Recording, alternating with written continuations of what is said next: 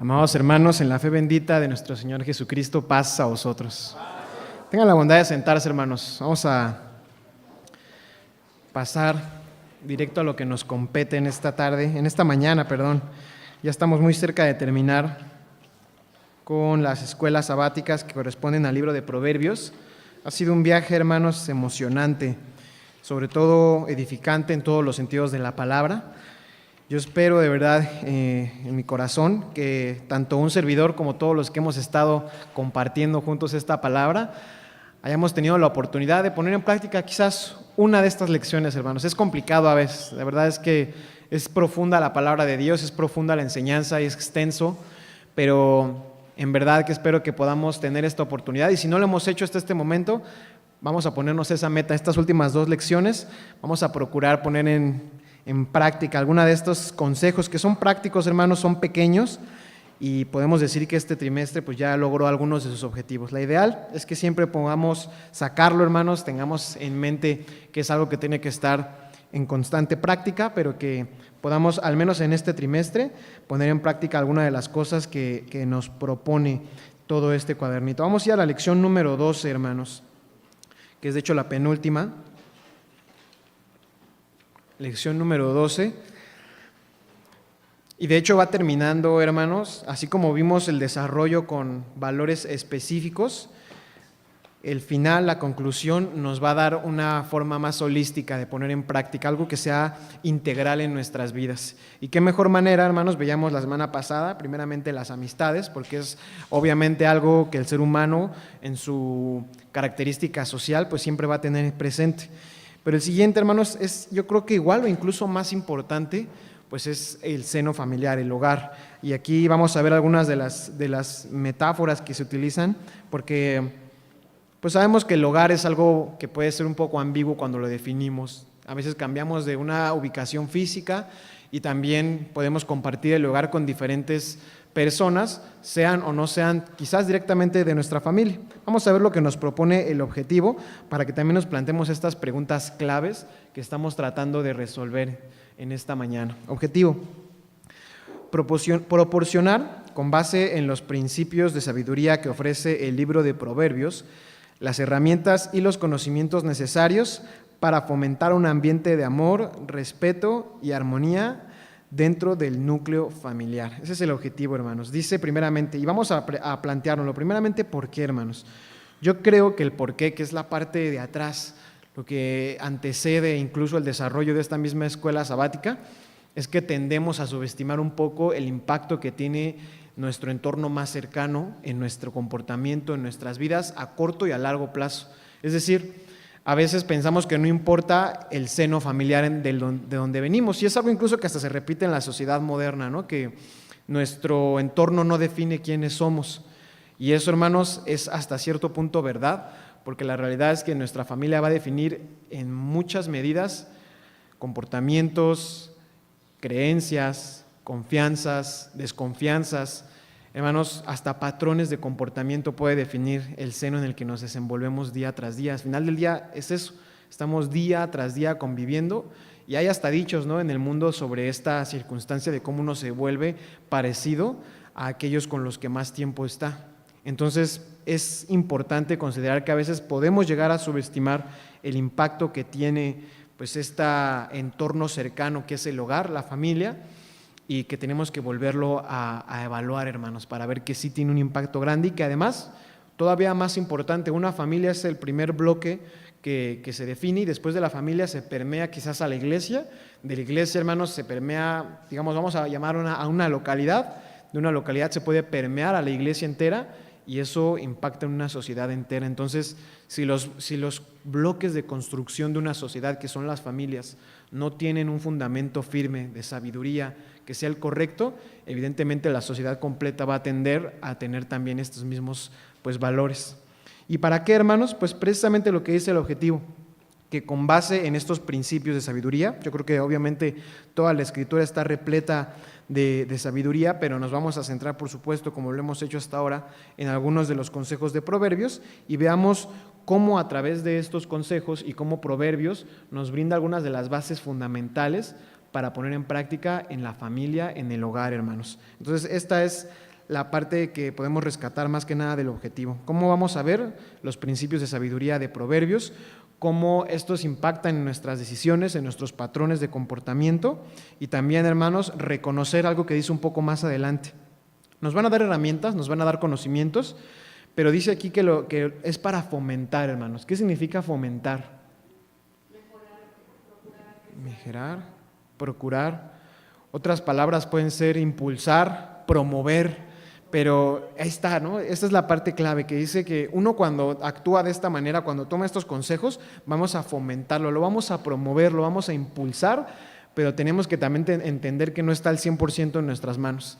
Es algo que tenemos que poner en práctica nosotros mismos, pero que la decisión final va a estar en cada miembro de la familia. Uno tiene que hacerlo todo poniendo el ejemplo, tiene que hacerlo todo, pues no actuando como precisamente dice los proverbios que no debemos de actuar, pero en última instancia eso solamente va a ser como esta semilla, hermanos, que uno puede sembrar quizás en el seno familiar, y eso por supuesto va a promover, va a impulsar, va a crear un ambiente mucho mejor, pero la decisión final pues siempre va a estar en cada miembro. Cada miembro tiene que convencerse, y creo yo que si somos lo suficientemente perseverantes, también es algo que puede pasar pues paulatinamente, hermanos. Lo digo para que pues sepamos que obviamente no es una regla, como lo hemos dicho todo este cuaderno, no es una regla pues tan simple como decir, y si yo hago esto, automáticamente mi familia va a ser perfecta.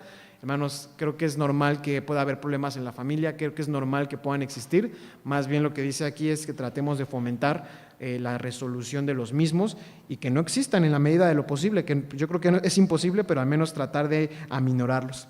Y por último, aclarar una pequeña pues metáfora, también es una metonimia o una sinécdoque, hermanos. Al final pues dice que esto promueve un ambiente de amor, respeto y armonía dentro del núcleo familiar, y sin embargo el título de la lección es sabiduría y amor en el hogar. Entonces, algo que vamos a ver, hermanos, a lo largo de toda la escuela sabática, y desde aquí lo vemos en el título y en el objetivo, es este intercambio, ¿no? Cuando se habla de hogar, generalmente hablamos de este núcleo familiar. Entonces vamos a ver en los párrafos que de repente dice hogar, de repente dice familia. Esto es, hermanos, porque sí, sabemos que no es lo mismo. Evidentemente uno podría estar en una misma casa, y por ejemplo, creo que en nuestros tiempos es un poco más común que exista este concepto de roomies, que de hecho hay otro término que lo definen así pues las estadísticas, pero sí existe esta situación en la que uno puede compartir el hogar con pues lo que llamamos un parentesco no familiar, personas que no están pues realmente relacionadas familiarmente con nosotros.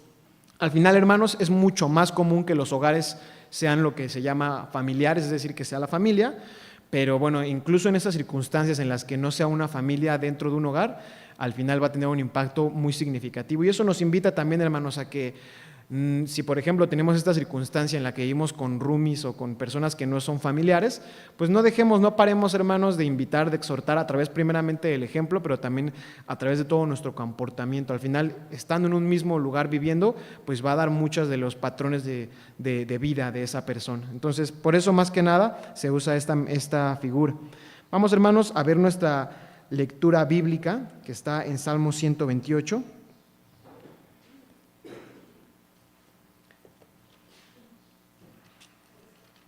Salmo 128, hermanos. De hecho, este salmo completo es muy hermoso por todas las bienaventuranzas que tiene.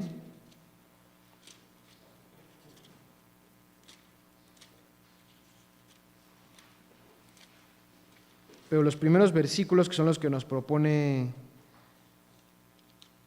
el cuaderno, pues hablan específicamente de la bendición de Dios, hermanos, a través de la familia, de este núcleo familiar. Vamos a ponernos de pie, hermanos. Los invito a que cambiemos de posición para tener esta lectura bíblica. Son muy breves, son 6 versículos. De hecho, sí es todo el capítulo, ¿verdad, hermanos?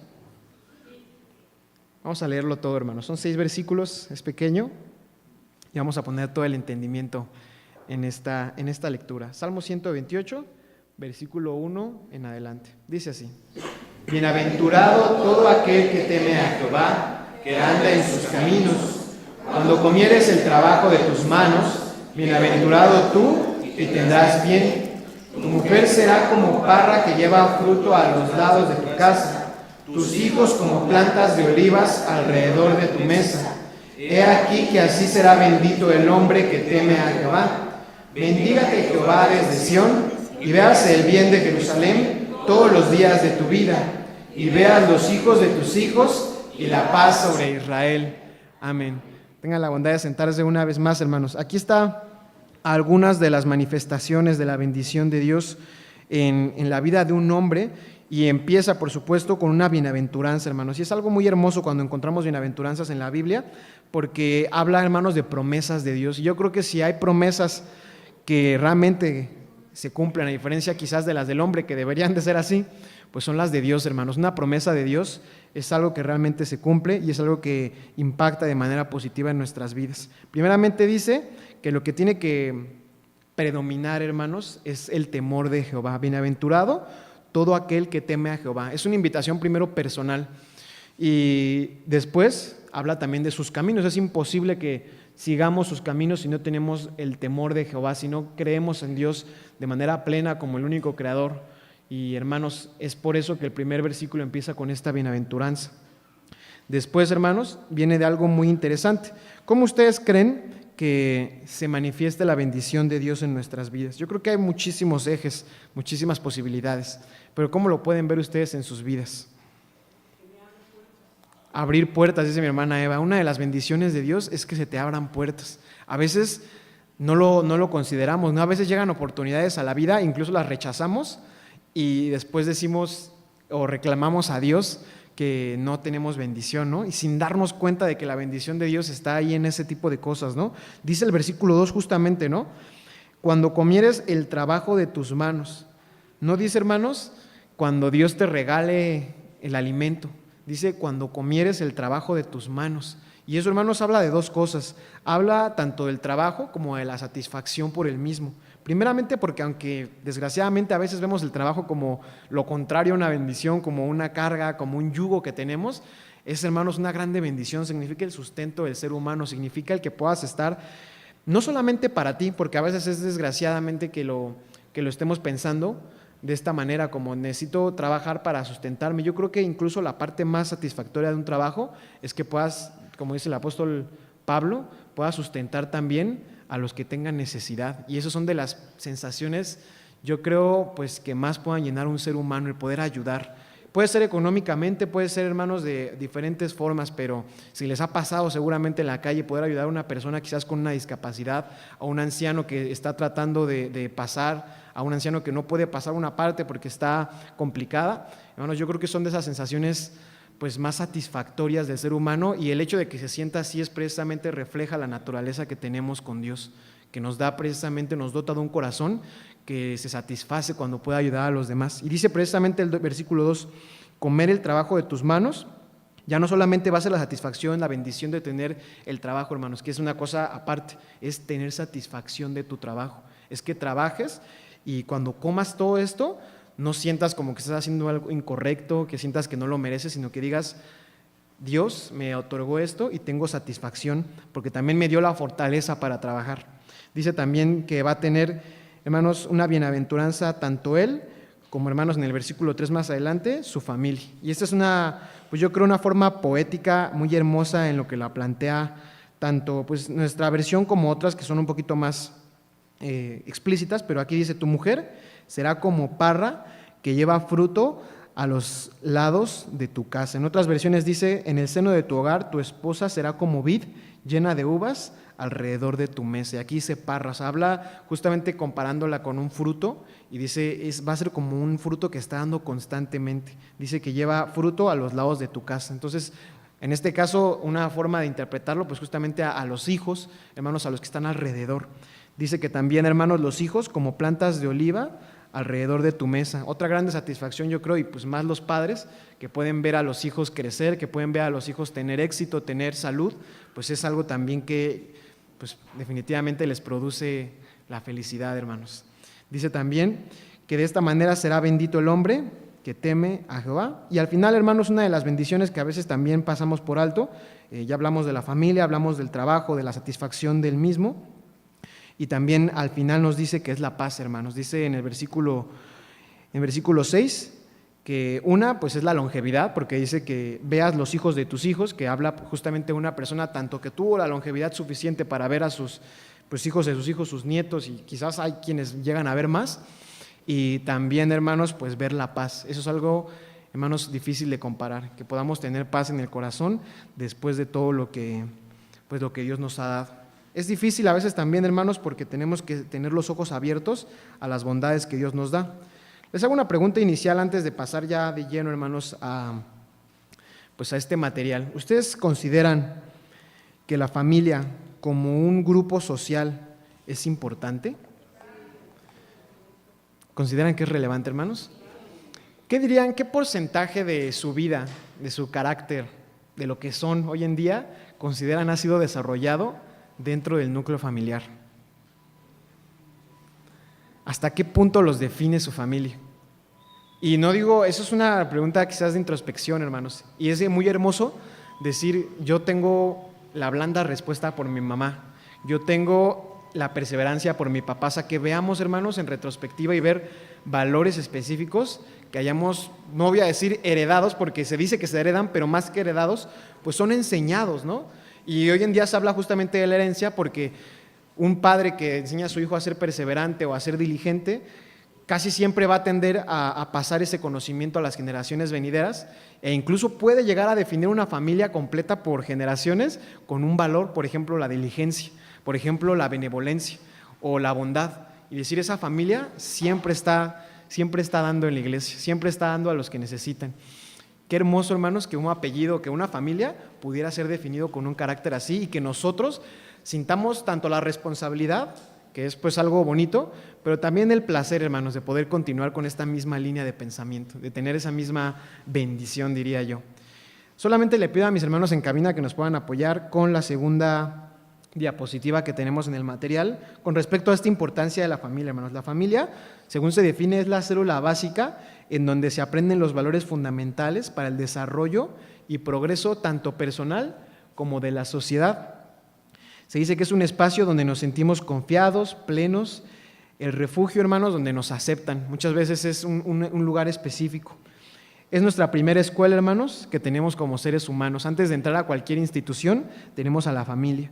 Hermanos, las relaciones entre los miembros determinan tanto los valores, los afectos, actitudes, los modos, hermanos, en los que se van asimilando las diferentes circunstancias de vida. Entonces son patrones, hermanos, que influyen demasiado en la conducta.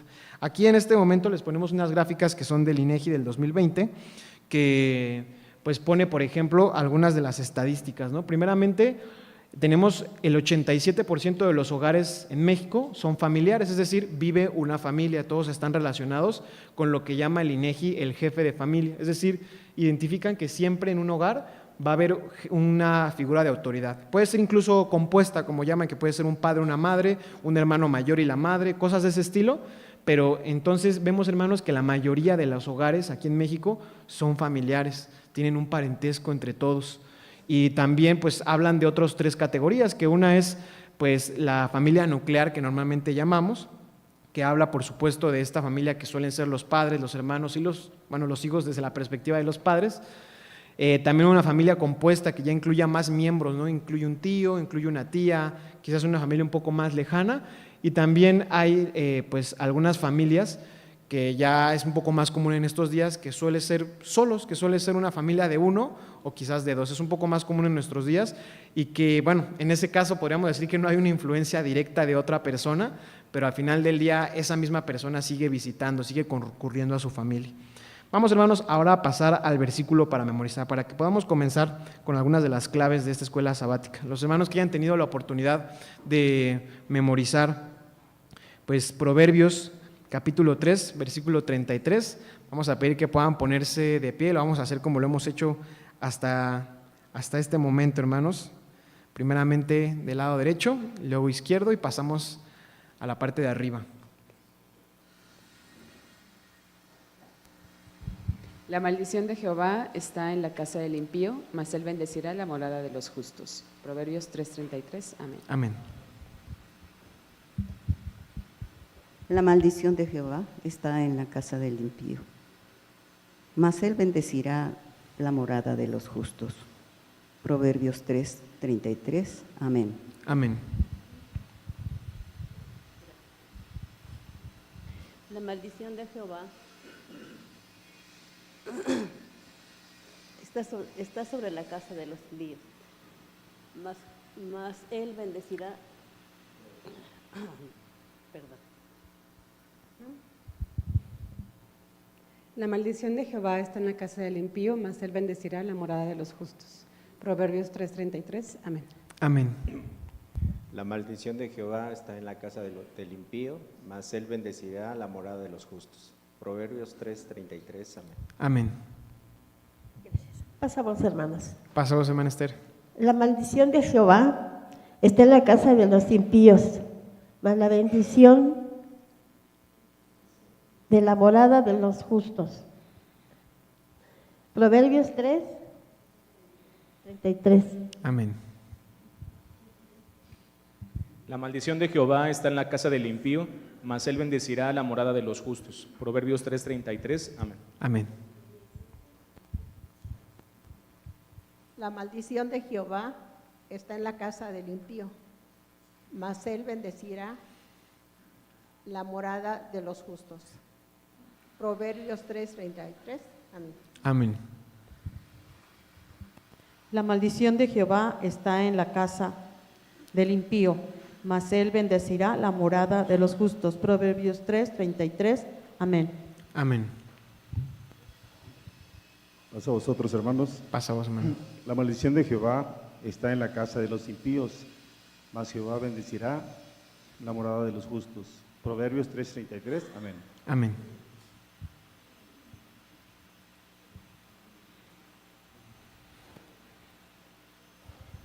La maldición de Jehová está en la casa del impío, mas él bendecirá la morada de los justos. Proverbios 3:33. Amén. Amén. La maldición del Eterno está en la casa de los impíos, mas él bendecirá la morada de los justos. Proverbios 3:33. Amén. Amén. La maldición de Jehová está en la casa del impío, mas él bendecirá la morada de los justos. Proverbios 3:33. Amén. Amén. Amén. La maldición de Jehová está en la casa del impío, mas él bendecirá la morada de los justos. Proverbios 3:33. Amén. Amén. La maldición de Jehová está en la casa del impío, mas él bendecirá la morada de los justos. Proverbios 3:33. Amén. Amén.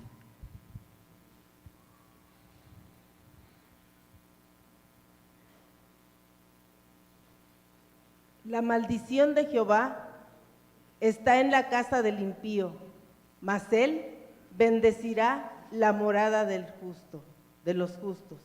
Proverbios 3:33. Amén. Amén.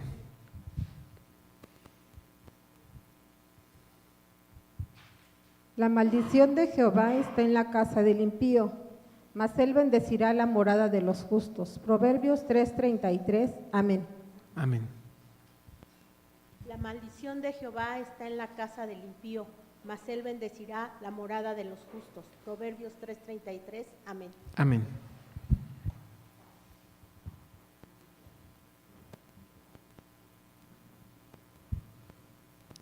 Parece que son todos mis hermanos aquí abajo, hermanos. Ya está mi hermano Prócoro subiendo. Aquellos que en la parte de arriba hayan memorizado también Proverbios 3:33, hermanos, también puedan ponerse de pie para que los identifique de manera más sencilla. La maldición de Jehová está en casa del impío, mas él bendecirá la casa de los justos. Proverbios 3:33. Amén. Amén.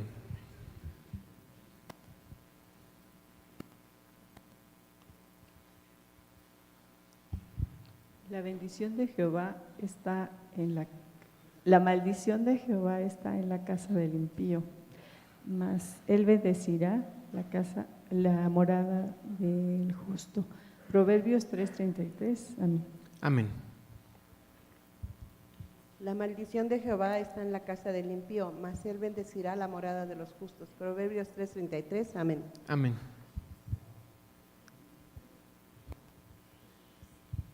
La maldición de Jehová está en la casa del impío, mas él bendecirá la casa del justo. Proverbios 3:33. Amén.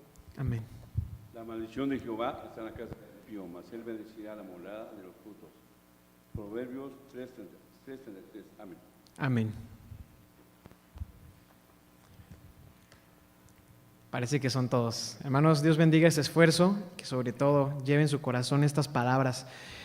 En primera instancia, este versículo pareciera que va, hermanos, no sé si llamarlo en contra, pero pareciera que... Vamos a ver lo que dice Mateo, hermanos. Mateo 5, conocemos este versículo de memoria, porque lo que reafirma el Maestro Jesús es que Dios al final da oportunidad, hermanos, tanto a justos como a los injustos. Dice Mateo 5, 44. Mateo 5, 44. Y es, de hecho, la invitación de Jesús en esta plática para que pudieran, hermanos, ir un poco más allá de lo que ya quizás estaban haciendo. Y dice así: mas yo os digo, amad a vuestros enemigos, bendecid a los que os maldicen, haced bien a los que os aborrecen, y orad por los que os ultrajan y os persiguen, para que seáis hijos de vuestro Padre que está en los cielos, que hace que su sol salga sobre malos y buenos, y llueve sobre justos e injustos. Pero aquí el versículo 33 de Proverbios dice, hermanos, pues está diciendo algo diferente.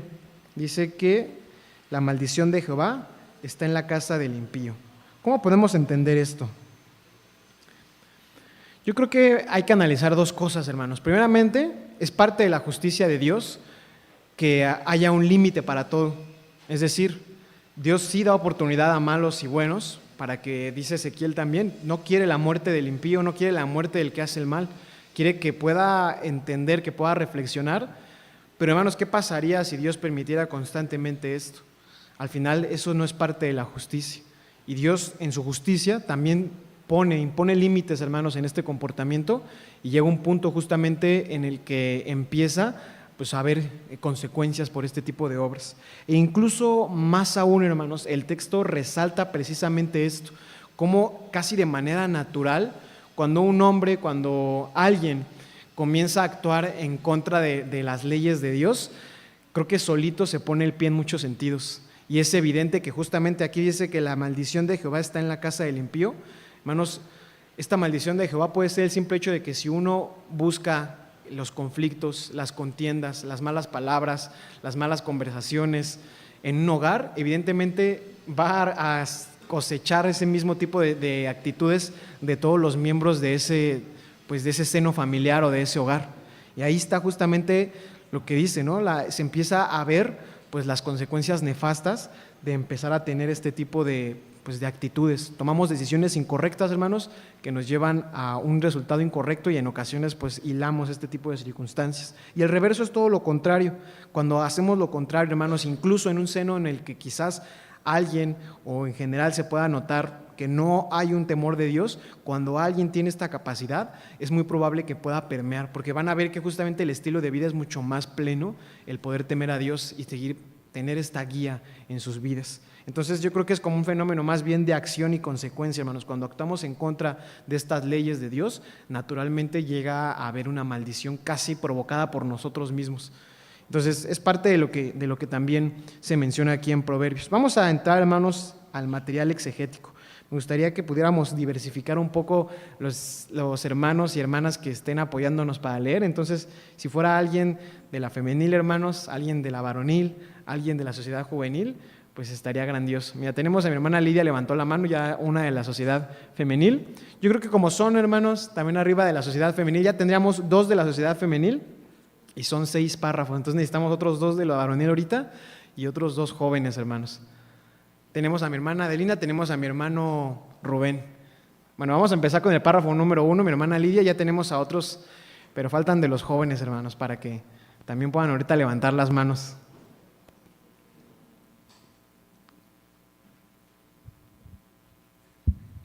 El término alabanza, casi en toda la Biblia, hace referencia al reconocimiento a Dios por sus obras. Me parece, perdón, hermana, que lo estoy interrumpiendo.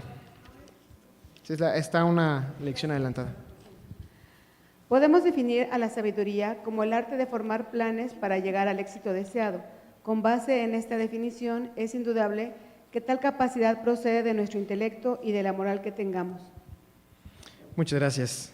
Vamos a empezar, hermanos, rapidísimo. La primera parte habla de la sabiduría como un concepto de planeación, y eso es algo que quisiera que resaltáramos, aunque sea brevemente, pero planear, hermanos, es esencial para poder llegar a un resultado correcto. Dice, la sabiduría es el arte de formar planes para llegar al éxito deseado.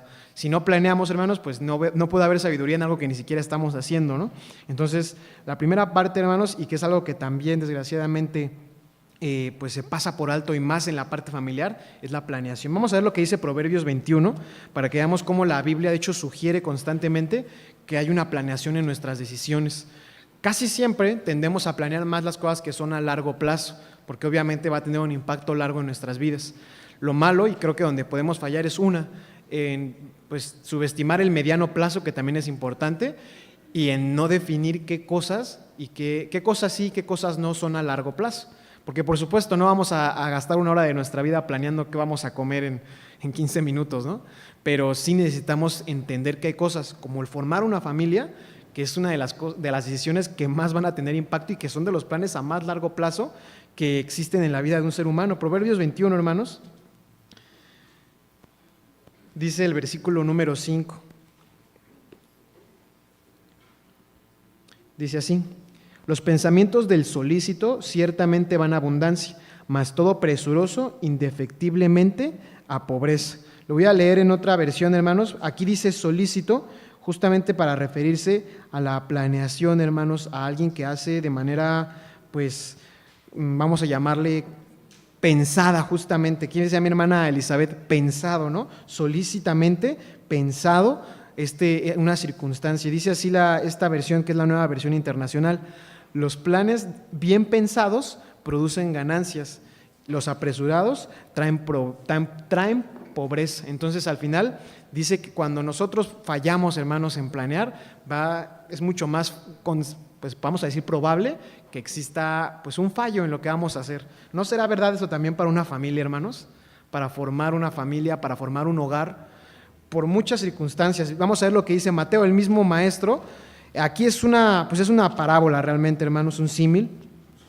Mateo capítulo 7, en el que compara, ¿no? Dice, aquellos que hacen mis palabras, además bien que escuchan mis palabras y no las ponen por obra, pues es similar a aquella persona que sin planear nada trata de construir, ¿no? Dice, construye sobre la arena, sobre un material que no tiene buenos cimientos, y pues al final se derrumba. Dice en versículo 24, cualquiera pues que me oye estas palabras y las hace, le compararé con un hombre prudente.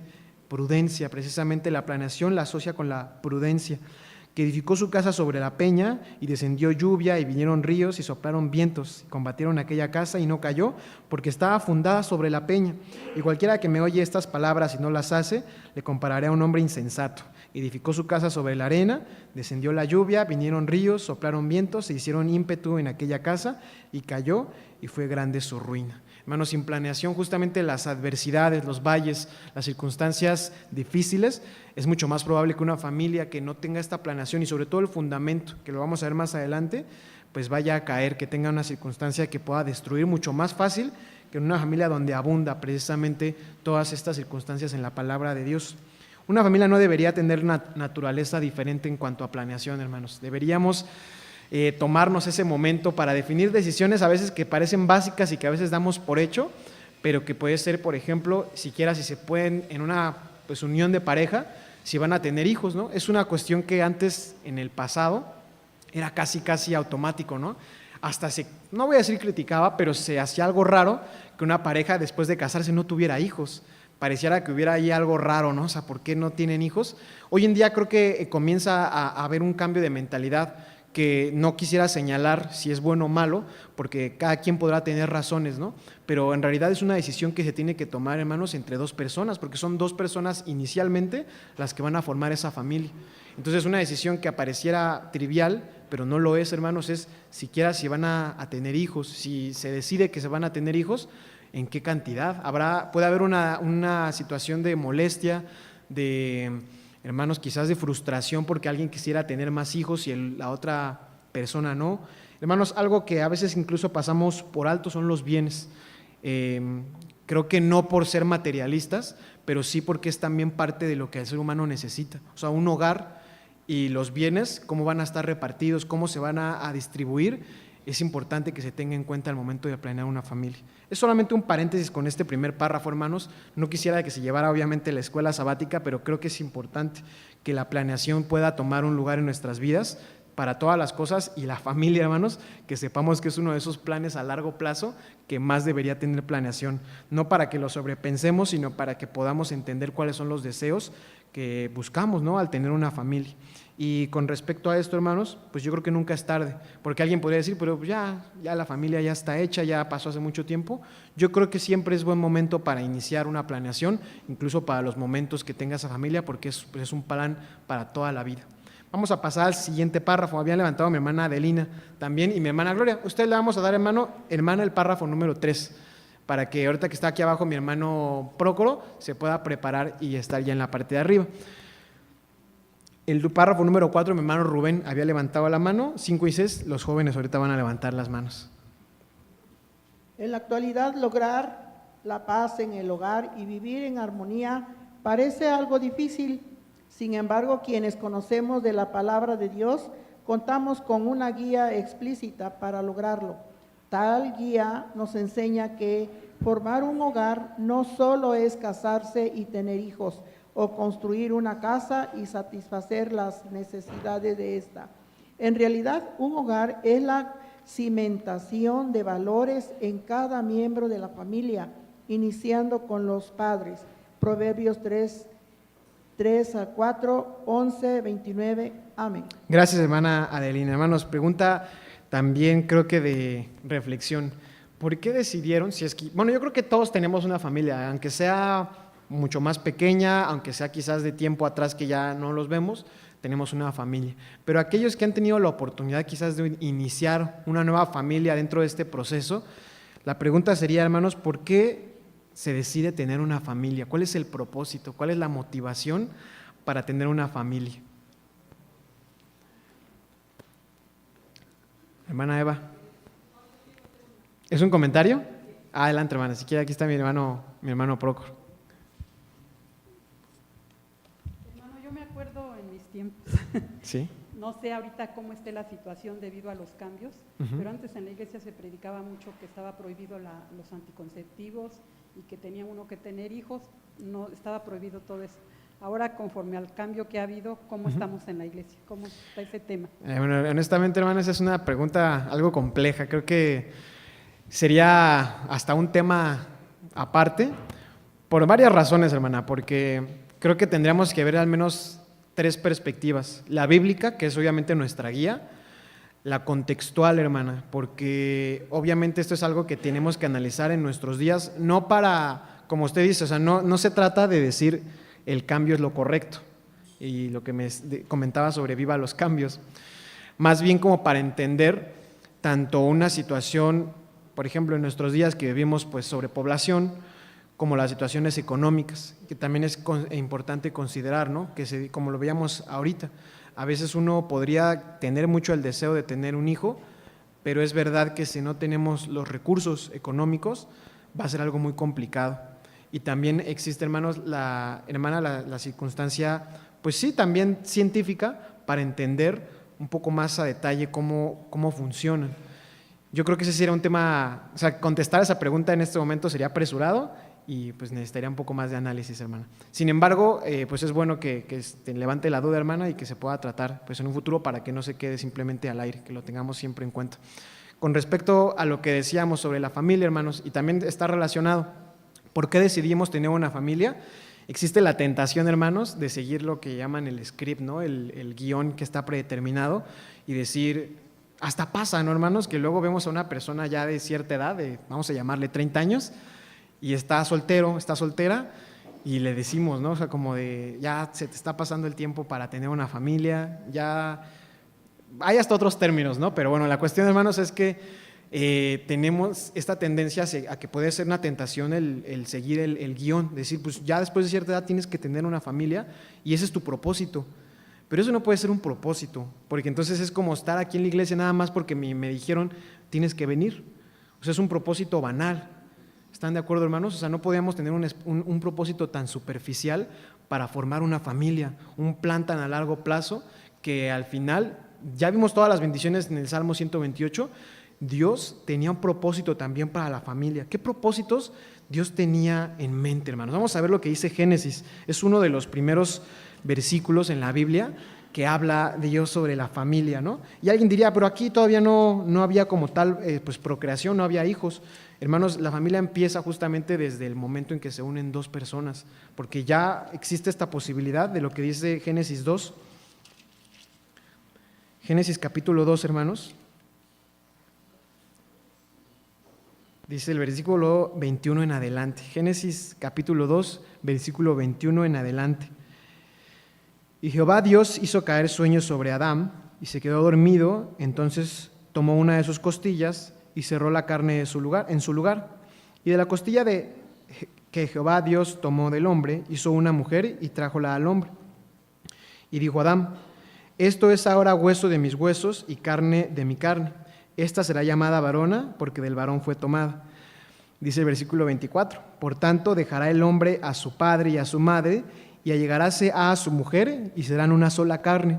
Y estaban ambos desnudos, Adán y su mujer, y no se avergonzaban. Primer propósito, hermanos, la unidad, el compañerismo, la capacidad. Hermanos, dice al principio, si vemos un poquito más el contexto, el versículo 18, y dijo Jehová Dios: no es bueno que el hombre esté solo, haréle ayuda idónea para él. El ser humano, hermanos, si lo investigamos incluso una perspectiva científica, es social por naturaleza. Hay hasta incluso algunos efectos muy negativos en que el hombre esté completamente aislado. El hombre requiere de la interacción. Y la primera interacción, hermanos, la más cercana, dice aquí, iba a ser con su esposa. Dice, se van a unir y a tal manera van a tener esta armonía que van a ser una sola carne. No para perder, obviamente, los valores individuales que tiene cada ser humano, sino para que puedan fortalecer, hermanos, su temor en Dios, sus convicciones, sus valores, todas las cosas que los hacen bien, y cuando uno pudiera desviarse, que esté el otro justamente como una sola carne para traerlo en el camino correcto. Este es uno de los primeros, hermanos, propósitos que Dios ve en la familia. Y de hecho más adelante Jesucristo en Marcos lo dice, ¿no? Que le preguntan sobre la carta de repudio y dicen, pues aquí Dios lo permitió, Dios no tenía en mente, o cómo lo explica, ¿no? Y Jesús dice, esto fue una solución humana, o sea, Dios lo permite, no porque era su plan, sino, dice, por la dureza de sus corazones. O sea, Dios no tenía en mente que hubieran separaciones en esto, porque al final lo ideal era que pudieran ser una sola carne. Entonces dice Jesús, pues refuta esto, ¿no? Que realmente esto es una solución divina, sino algo que tuvo que surgir porque el corazón humano pues es duro, tendemos a no sabemos convivir, vamos a llamarlo de esa manera. Dice Deuteronomio 6, hermanos, también conocemos seguramente hasta de memoria, que es otro de los propósitos de cómo Dios dice, una vez que ya tienes esta familia, se trata de crecer, de hacer una situación de sinergia, en el que la suma de las partes en una familia puedan hacer mucho más que lo que normalmente se esperaría. Versículo número 6. Y estas palabras que yo te mando hoy estarán sobre tu corazón, y las repetirás a tus hijos, y hablarás de ellas estando en tu casa y andando por el camino y al acostarte y cuando te levantes, y has de atarlas por señal en tu mano y estarán por frontales en tus ojos. Y dice, también las escribirás en los postes de tu casa y en tus portadas. Siguiente propósito, hermanos, también era el temor de Dios, que se formara estos grupos nucleares pequeños y a través de eso se pudiera permear. O sea, si el ladrillo, hermanos, con el que formamos la sociedad tiene temor de Dios, es de un color, vamos a llamarlo, evidentemente va a formar un muro completo de temor de Dios. Entonces se tiene que empezar en pequeños grupos, y Dios dice en Deuteronomio 6, tiene que empezar el temor de Dios en la familia, y solamente así el pueblo entero va a llegar a temer a Dios como se debe, por convicción y no por una situación diferente. Y hermanos, también dice un poco más adelante, incluso aquí Deuteronomio 6:10, y dice, y será cuando Jehová tu Dios te hubiera introducido en la tierra que juró a tus padres Abraham, Isaac y Jacob, que te daría en ciudades grandes y buenas que tú no edificaste, y casas llenas de todo bien que tú no henchiste, y cisternas cavadas que tú no cavaste, viñas y olivares que no plantaste, y luego comieres y te hartares. También es la bendición, hermanos. ¿No se siente, hermanos, mucho más satisfactorio tener una bendición en familia, en compañerismo? No es lo mismo realmente comprarse uno toda la comida del mundo y comérsela solo, que poder compartir esa porción que te da Dios. Y eso es comida. Yo creo que todas las cosas que Dios nos da se vuelve mucho más satisfactorio cuando lo podemos disfrutar en una familia. La bendición de Dios está diseñada, hermanos, también para poder compartirla en el seno familiar.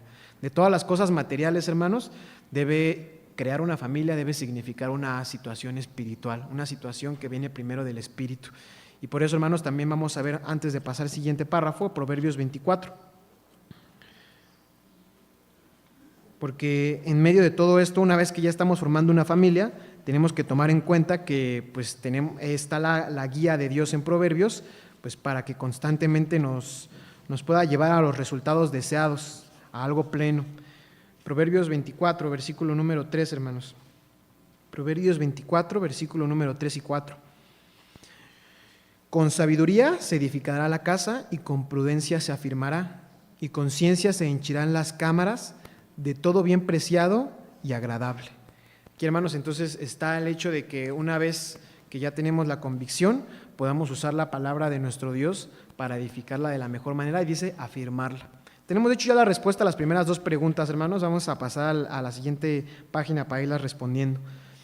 Pregunta número 1. Pregunta número 1, hermanos. ¿Cuál es el ingrediente principal para construir un hogar? Presencia de Dios, el temor de Dios. Hermanos, que exista Dios es uno de los pilares. Y hermanos, dice Mateo, que es el que propone, Mateo 6:33, que busquemos primeramente pues la justicia, el reino, todo lo que significa pues querer ver a Dios en nuestras vidas, ¿no? Es el comportamiento. Dice la pregunta número 2. ¿Cuáles son los fundamentos en la construcción de un hogar? Y es justamente algo que leíamos ahorita con Proverbios 24. Hermanos, dice que con sabiduría se va a firmar la casa, se va a construir una casa. Entonces, hermanos, estos pilares, estos fundamentos, debe ser la sabiduría y el conocimiento de Dios. Pasemos al párrafo número 3, y mi hermano Prócoro nos puede ir ayudando, ahí que está mi hermana Gloria, para que entendamos ya algunos consejos prácticos, hermanos. Ya esto ya es mucho más directo sobre lo que significa tener una familia. Gracias, hermano. Dice, el sabio Salomón nos aconseja que para edificar nuestra casa debemos basarnos en la sabiduría, la prudencia y la ciencia que proceden de Dios. Por ejemplo, el apóstol Pedro exhortaba a que los varones habiten con su esposa según ciencia, es decir, con sabiduría, comprensión y respeto. Esta es la forma de construir los cimientos de nuestro hogar. Por su parte, la esposa tiene también un rol muy importante en la construcción del hogar. Al respecto, el libro de los Proverbios enseña que con sabiduría y con necedad puede edificarlo o destruirlo, según Proverbios 24, 3, 4. Primera de Pedro 3, 7 y Proverbios 14, 1. Amén.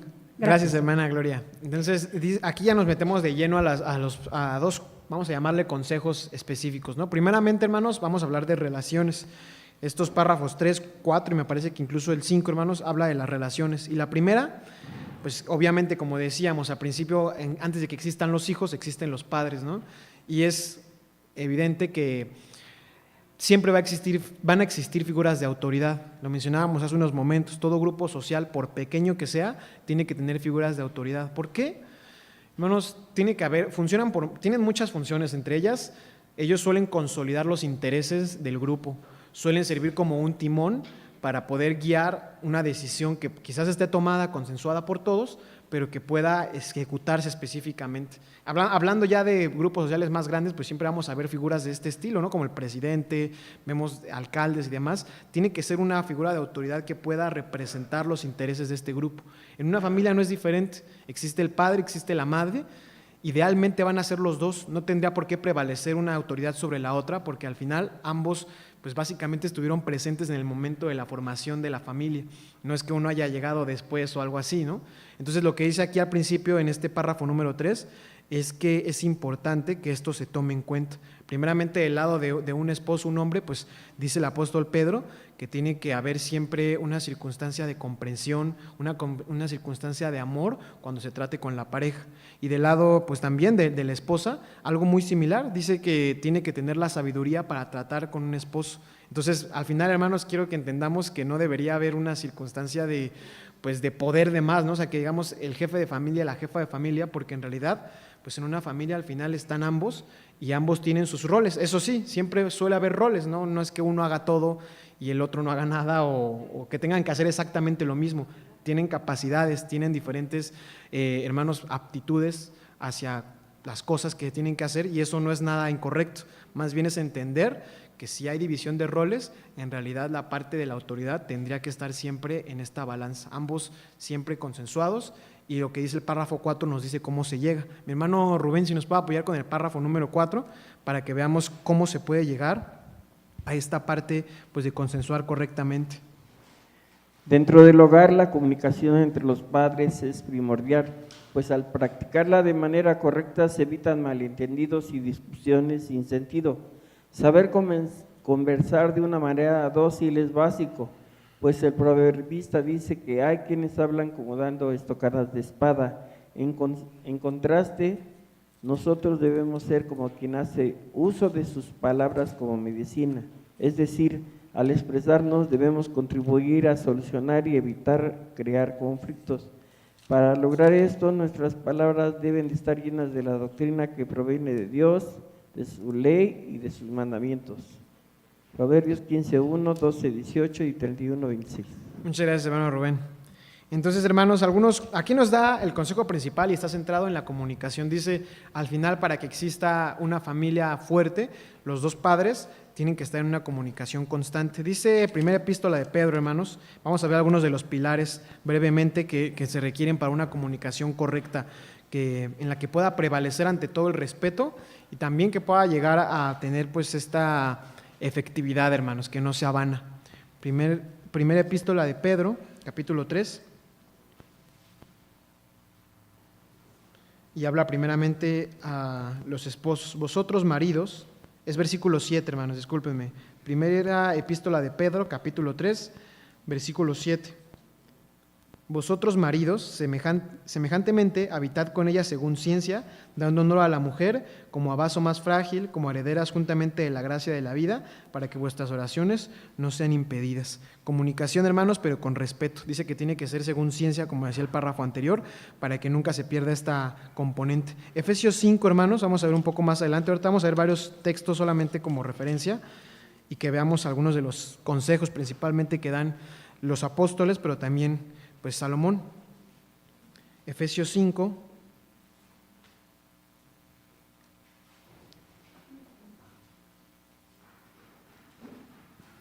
versículo 33.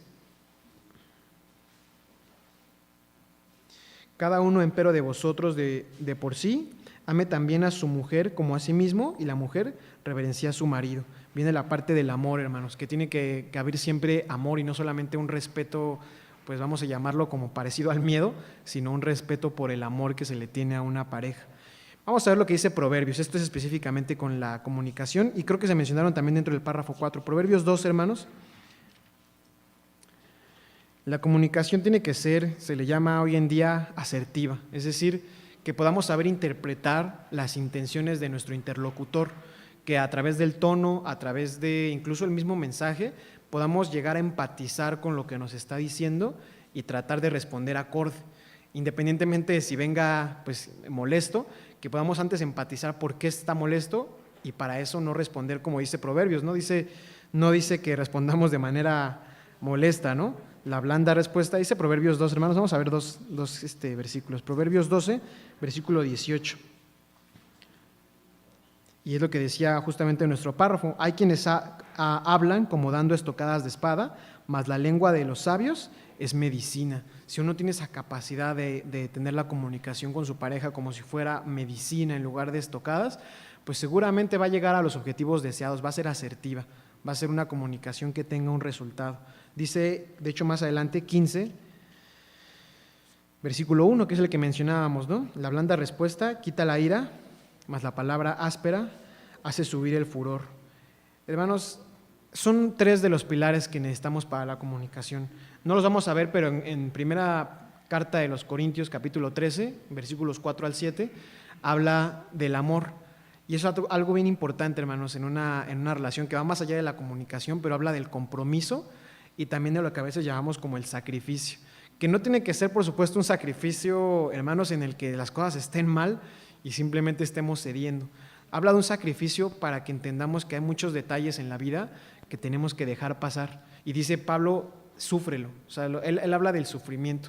Entonces, es como una invitación no a dejar pasar una situación de violencia, sino más bien a dejar, hermanos, sufrir aquellas cosas que sabemos que pueden estar ahí y que realmente también nosotros tenemos errores como humanos. Habla de otra circunstancia muy diferente a la violencia, sino más bien a circunstancias que quizás diferimos en el pensamiento, diferimos en algunas de las resultados o metas que tratamos de llegar. Dice, aprende a sufrirlo, aprende a tener sacrificio. Filipenses 2, no lo vamos a ver, hermanos, pero habla del servicio, de cómo ambos tienen que estar dispuestos a servir tanto si hay hijos a los hijos como a los intereses de ambos, a tratar de compartir esos intereses. Y Hebreos capítulo 13 habla de la fidelidad, como también es un pilar fundamental en una relación, porque pues una vez que se defrauda esa confianza es poco probable que vuelva a restablecerse. Tiene que haber una situación de fidelidad. Y vamos a la pregunta 3, que también ya la respondimos, hermanos. Pregunta número 3, ¿qué elemento es primordial entre los padres? Habla aquí en Proverbios, específicamente los que cita, es de la comunicación, hermanos. Una comunicación en amor y respeto, que es lo que se trata aquí en el párrafo número 3 y 4. Vamos al párrafo número 5. Nuestra hermana Alejandra ya se había propuesto, nos va a apoyar a leer el párrafo número 5.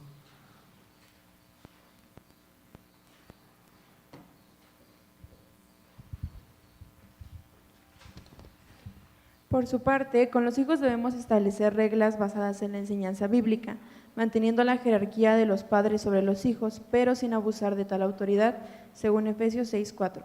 Esta instrucción inicia desde la niñez y se refuerza en la adolescencia y la juventud, mediante un aprendizaje constante de los principios bíblicos y la formación de un carácter a la luz del ejemplo de Jesucristo. En contraste, consentir y ocultar el mal comportamiento de nuestros hijos no demuestra nuestro amor hacia ellos, al contrario, hará que llegue el momento de arrepentirnos cuando su mal proceder los aleje cada vez más de nuestro Dios. Muchas gracias, hermana Alejandra. Dice aquí, hermanos, casi que concluye con una relación también importante, que es la de los hijos con los padres. Al final del día es algo pues fundamental en una familia, y dice que tiene que haber, hermanos, equilibrio en la autoridad y la jerarquía.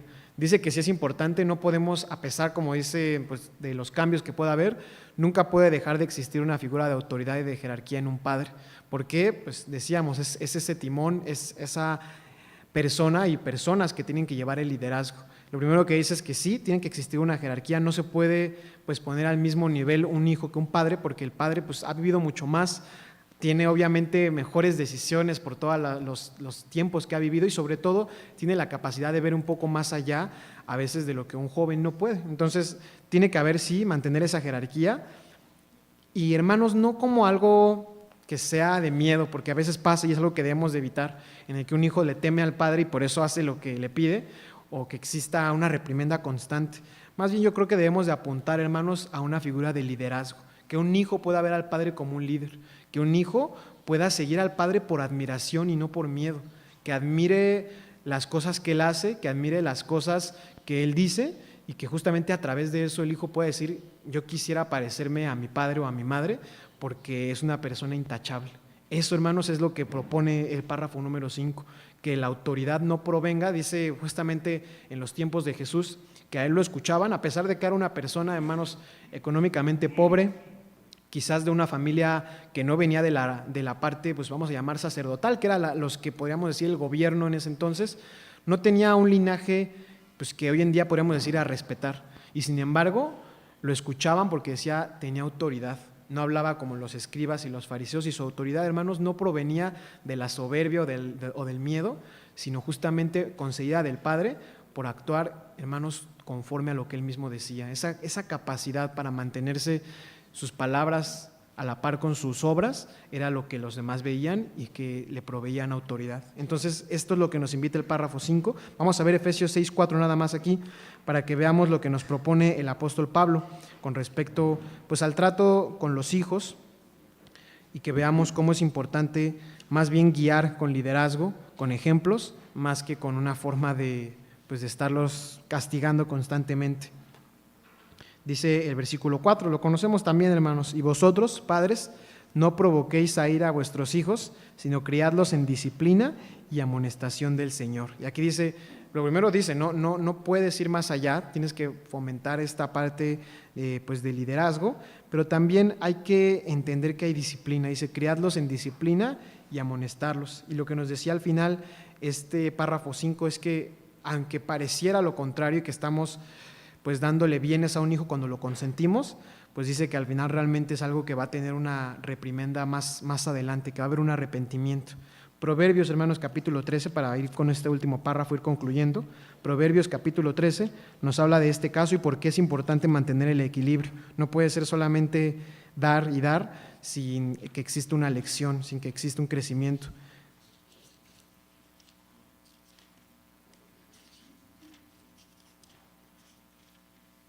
(13:24) de Proverbios, y dice así, Proverbios capítulo 13, versículo 24: el que detiene el castigo a su hijo aborrece. ¿A qué nivel lo compara la Escritura, hermanos? Dice, cuando eres un padre que eres incapaz de castigar. No está diciendo, hermanos, por supuesto, que tenga que ser algo extremo, ni mucho menos. Dice, pero sí tiene que haber sobre todo una respuesta, una retroalimentación cuando un comportamiento no fue correcto. No puede ser hasta un premio, ¿no? Lo contrario. Y lo compara, dice, a aborrecer a su propio hijo.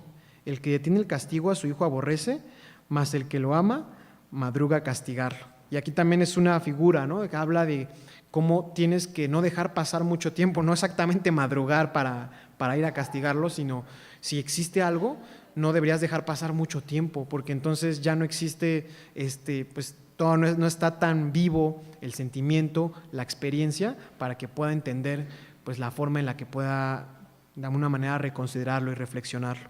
Esto es con respecto, hermanos, a las relaciones de los padres con los hijos. Aquí también nos está dando una pregunta, que es la pregunta número 4. ¿Cuál es la recomendación que dicta la palabra de Dios en la educación de los hijos? Hermanos, yo creo que aquí más que nada es el equilibrio, que tiene que haber una enseñanza con disciplina y con amor. O sea, tenemos que no dejar de lado la disciplina y tampoco dejar de lado el amor. Parecido a lo que veíamos con la comunicación, pero es mucho el equilibrio lo que nos recomienda la palabra de Dios.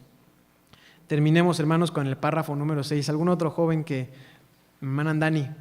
Vamos con hermana Dani, nos va a apoyar con el párrafo número 6.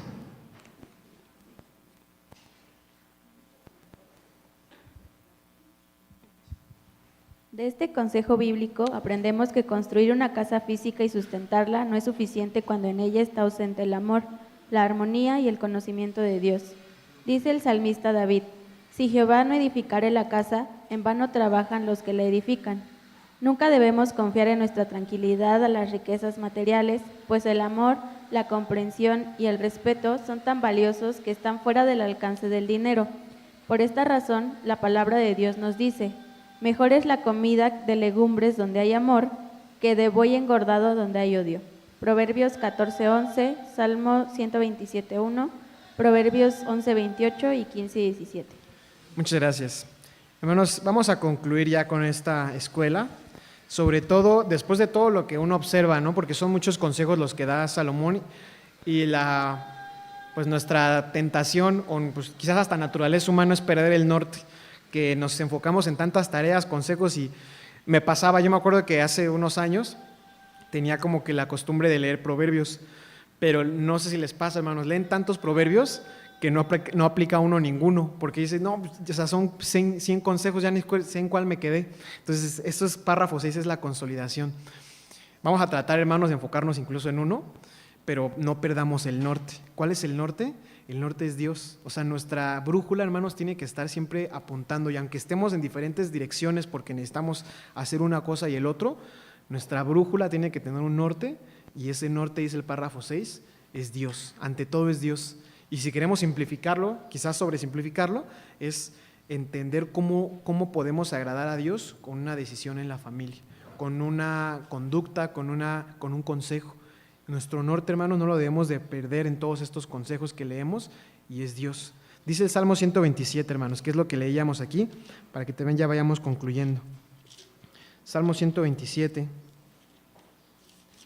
¿Por qué es nuestro norte Dios, hermanos? Porque no importa qué tanto nos esforcemos en crear una familia, en planificarla, mantener una comunicación buena, asertiva, si Dios no está presente, si no tenemos en cuenta que al final Dios tiene que estar ahí. Dice el versículo 1 en adelante del Salmo 127. Si Jehová no edificare la casa, en vano trabajan los que la edifican. Si Jehová no guardare la ciudad, en vano vela la guarda. Por demás, dice así, hasta a este punto llega David, no dice, es hasta por demás, incluso intentarlo, por demás, os es el madrugar a levantaros, el veniros tarde a reposar, el comer pan de dolores, pues que a su amado dará Dios el sueño. Entonces, hermanos, tenemos que tomar en cuenta esto, que la base de todos nuestros esfuerzos en esta parte del núcleo familiar debe ser el temor y el conocimiento de Dios. Eso debe ser lo que nos brinde claridad cuando tengamos pues incertidumbre sobre algunas cosas. Nos debe dar también fortaleza cuando hay decisiones muy difíciles que tomar a veces en una familia. Conocer de Dios, tenerlo como un compañero, nos va a dar esa fortaleza. Acentuemos, hermanos, la presencia de Dios en cada paso que tengamos hacia pues la creación de una familia. Vamos a ver la pregunta número 5, hermanos, que dice así y que está relacionada con esto. ¿Quién es el que nos ayuda en la formación de nuestro hogar? Pues definitivamente el Altísimo, hermanos. Es Dios el que está ayudándonos constantemente, porque sin su presencia, hermanos, todo esfuerzo del ser humano, pues llega a ser, dice el Salmo 127, vano. En vano se hacen todas estas cosas. Y vamos a concluir con Proverbios 14, que de hecho también venía ahí propuesto, hermanos, en la pregunta final. Proverbios 14, aunque vamos a ir un poco más adelante que el que nos propone, en el versículo número 26.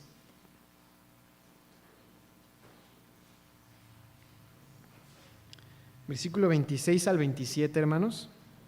26 y 27 del capítulo 14 de Proverbios.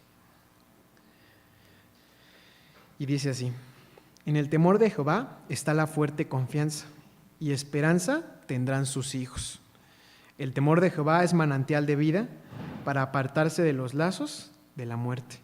Hermanos, hay una reflexión final, y es que si hemos, no sé si llamarlo oportunidad, pero si hemos tenido quizás en nuestra vida una ocasión en la que estemos en un hogar en el que claramente no hay temor de Dios, quizás hemos tenido también la oportunidad, porque esa sí es una oportunidad de valorar pues lo que significa tener una familia en el seno del temor de Dios y ver las actitudes que son diferentes, ver la confianza, ver, hermanos, todas las diferencias que existen entre un hogar en el que existe el temor de Dios, cómo existen estas convicciones y cómo tener una misma fe es definitivamente una grande bendición. Y dice aquí este proverbio, que me encanta por eso, que dice que es como si fuera un manantial de vida, hermanos. Tener una familia que todos puedan creer en el mismo Dios, que puedan adorar al mismo Dios perfecto, al mismo Dios misericordioso, se siente, hermanos, como si estuviéramos en un refugio seguro, cálido, en el que podemos encontrar paz. Y hermanos, por esta misma razón es responsabilidad de cada uno de nosotros que podamos mantener esta misma situación, porque empieza por nosotros, es individual, pero es algo que va a permear a nuestra familia entera. Mi deseo, hermanos, es que podamos tener esta bendición, que sigamos recordando la importancia de una familia que pueda estar siempre en el temor de Jehová y que, hermanos, que siempre esté esta bendición en sus vidas. Paz a vosotros.